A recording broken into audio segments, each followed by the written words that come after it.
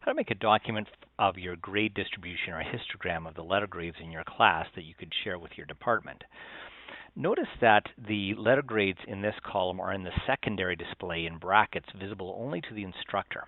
I'm going to move them to the primary display for this operation temporarily, and I'm going to hide this column from students while I do that.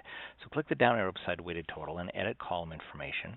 Scroll down to the bottom and choose Show this column to students, No. And then up in primary display, change that to MRU letter, and then submit. Now, click the down arrow beside weighted total and go into column statistics. The grade distribution is here, and I can select it and copy it. And then in Word document with the name of the course in it, I can paste it. This can be saved and emailed or printed and given to my department.